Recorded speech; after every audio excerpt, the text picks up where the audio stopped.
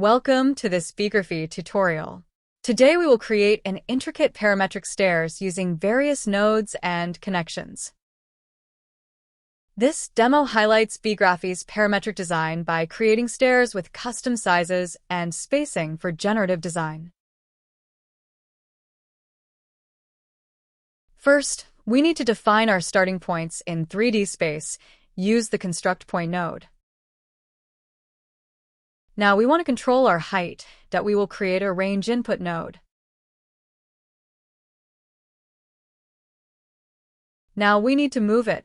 Let's use the move button. Now we need to tell it how to move it. So we'll use a vector XYZ node.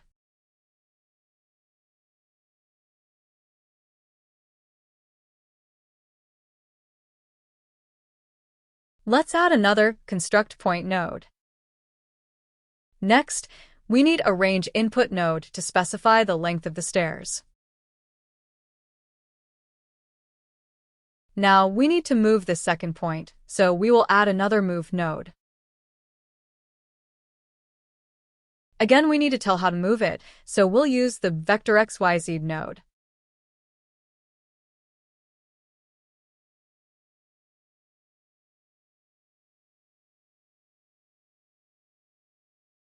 Now, let's give the stairs a nice curve shape.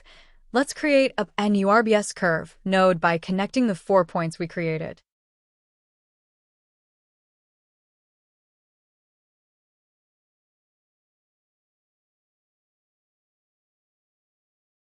Now, we will add another move node. Now, to move it in the Y direction, let's create a vector Y node.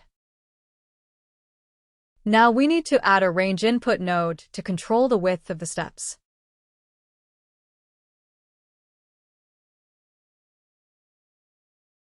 Use the line SDL node to create a segment from a point, specifying a start point, direction, and length.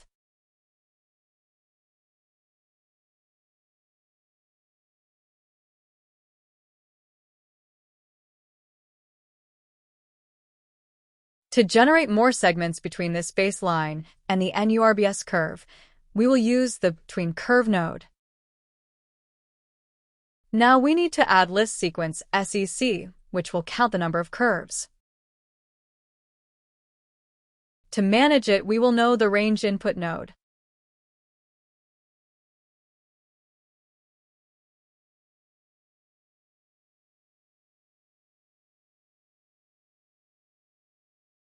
Add the Extrude Curve node to turn the generated curves into 3D shapes. To extrude the curves in Z direction, let's add Vector Z node. Divide the total height by the count -1 to calculate the height of each individual step, ensuring uniform spacing.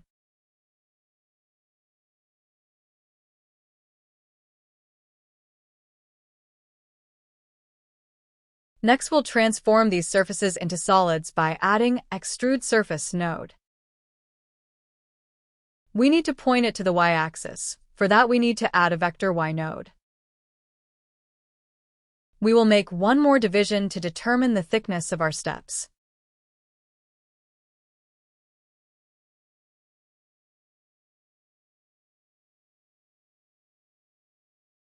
Finally, to enhance the visual appearance of our stairs, we use the Apply Material node. This node allows us to assign a wide range of materials to our geometry, influencing its color, metallicity, roughness, and opacity.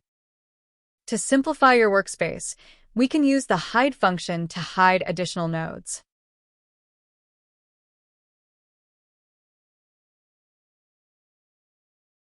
Thanks for watching. We hope this tutorial helped.